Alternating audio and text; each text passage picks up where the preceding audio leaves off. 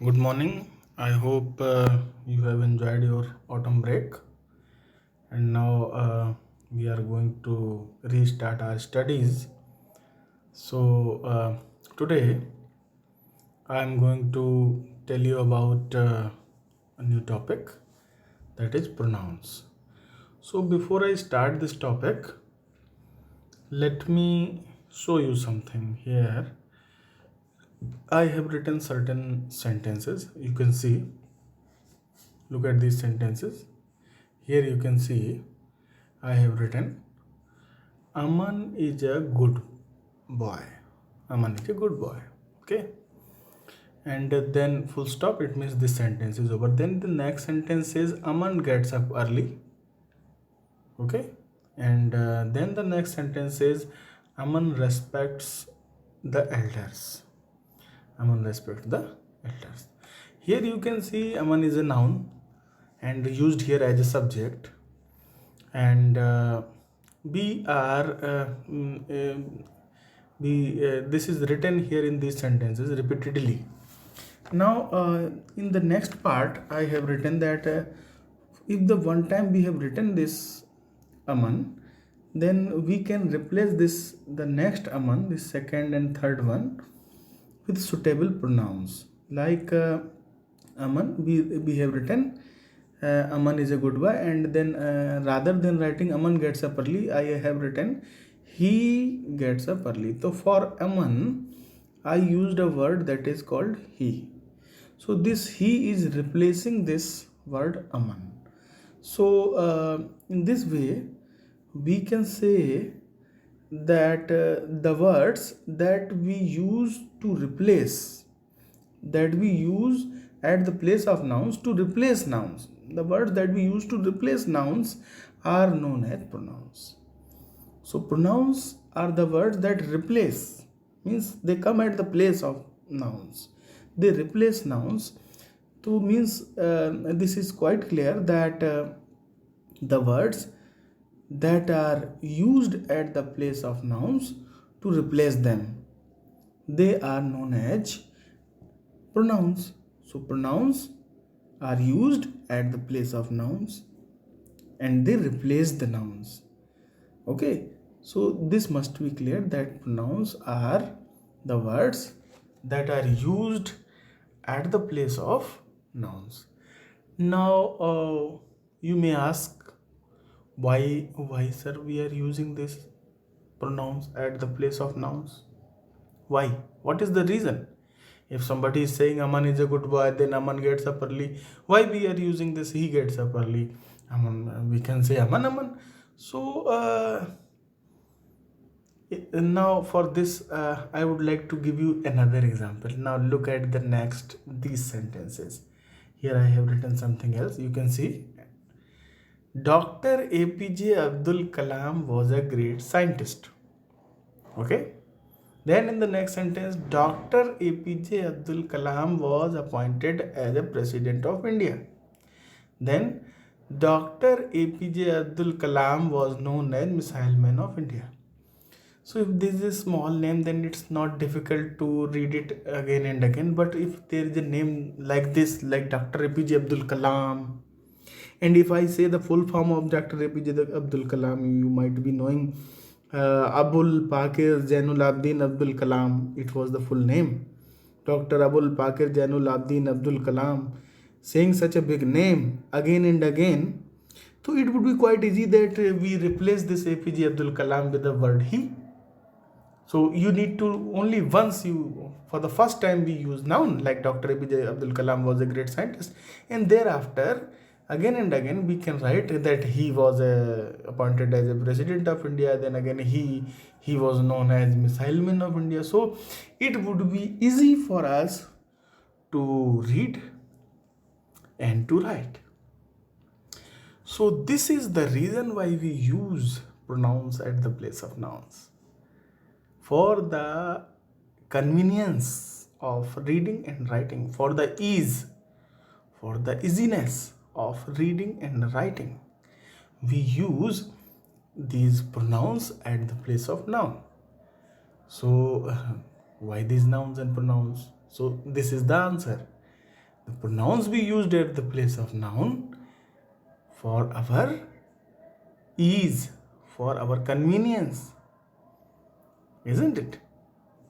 So now if there is a male like APJ Abdul Kalam, then you have used he for that, and if there is a lady like Dr. Pratibha Devi Singh Patil, so you can use she for such a big name.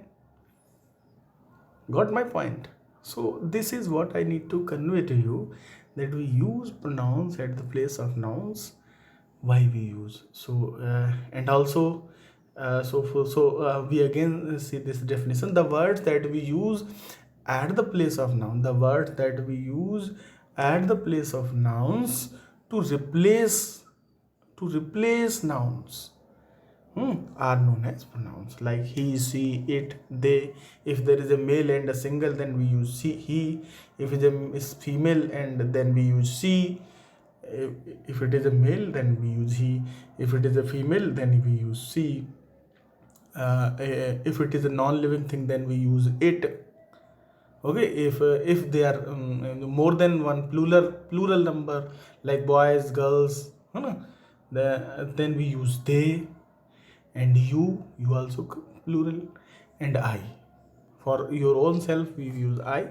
So these are the pronouns that we generally use. I hope it is clear to you. Now, so why pronouns? I told you why pronouns. So why pronouns? So I told you why we use pronouns. You said I told this that we use pronoun to replace noun. First thing is this, that we use pronoun to replace nouns. We use pronouns to replace nouns, and we use to avoid the repetition. Means again and again you say Aman was a boy. Aman gets up early. Aman respect elders. And APJ Abdul Kalam you repeat again and again. So to avoid this repetition, we use pronouns. So why pronouns we use? We use pronouns to avoid repetition of nouns, and for the ease of reading and writing. For the ease of reading and writing, you can see, for the ease of reading and writing. Second point, it is clearly written. For the ease, it becomes easy for reading and writing. When there is no repetition, it becomes easy. Got it? All right. Now the next thing that is coming, that is the kinds of pronouns. There are a number of kinds of pronouns. The first one we are talking about, the first one, they are personal pronouns. Number one, they are personal pronouns. So today I am going to tell you about personal pronouns. There are many personal pronouns. So basically we divide into three parts. There are three persons: first person, second person, and third person. First person, you can see here it is written first person, second person, and third person. Three persons are there in personal pronouns. Three persons are there. So what are the first persons? First person pronouns subjects are I and we. I and we are the first person pronouns, and their objects also. Object was I's object will be me, and we object will be us. Okay, so this we know, everybody knows this, but we need to keep in mind this categorization, that I and we, they are the first person pronoun, and their objects will also be the first person pronoun, like I's object me and we object us, they are also the first person pronoun. Next comes the second person pronoun, is only one, you. You, the subject will also be you, and the object will also you. We have learnt about subject and object in our previous chapters. No, subject and predicate was a chapter there. In that we have learnt about this subject and predicate, and object is a part of the predicate, I told you, isn't it? And this you know, so there is no difficulty in this. So this you need to keep in mind, that first person pronoun subjects, they are I and we, and their objects are me and us. Now coming to the point is this, that the second person pronoun is you. Second person pronoun is what? Second person pronoun is you, and its object is also you. Now the third thing that you need to keep in mind is this, that third person, for third person there are four subjects. Third person there are four subjects. They are he, she, it and they. He we use for males and object is him. She you know we use for females, object is her.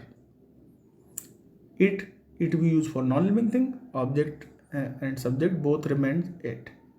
They you know they we use for plural numbers and object of they is them. So I hope this is clear to you that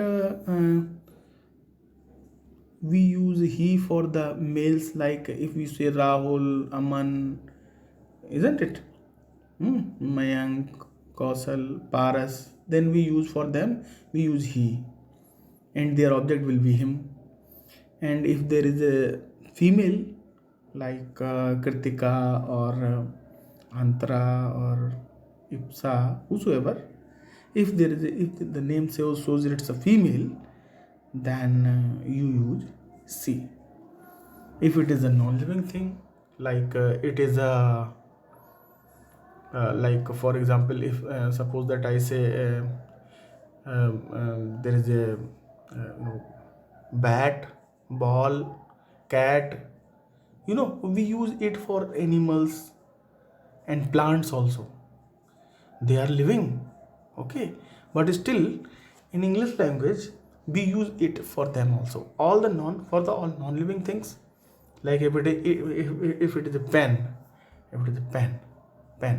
we use it for pen. It is a pen. If I say it is a water bottle, what it is? It is a water bottle. And, we use it for non-living things. This is clear. But we use it for animals, birds and plants also in English language. This is to keep in mind. Otherwise you will say, sir, I said we use it for non-living things. So cat and dog, they are the living things. Plants we also know by the way of science, we know that plants are also living. So you will say, sir, why we cannot use he and she for them? So we can't use, because English language regard them, categorize them, we treat them as a we classify them with non-living things. They are not non-living things, but we use it for non-living, then we use it for animals, birds and plants also. This is to keep in mind. Okay, you remember this. Clear? So it one thing you also keep in mind, that in stories stories they are not based on facts. Sometimes in the stories the dogs, they are talking, cats talking, animals are talking. So when we consider animals as a person in a story, okay, so then we can use he and she for them. In stories like there was a dog, he went to the park. So for dog also we can use. He asked his mother. So in stories they are characters. So in folktales, in characters, in stories, we can use animals we can use he or she for animals and words, but not actually in actual talking and actual reading and writing. By the way of the grammar, we use it for them. This is to keep in mind. And they come for plural, so they can be used for both. There is the common for the boys and girls, both we can use they. So in this way this personal pronoun is over, and now on the basis of this you can solve the exercise number 1 of your grammar book, and the remaining part I will tell you in the next video. Okay, thank you. All right.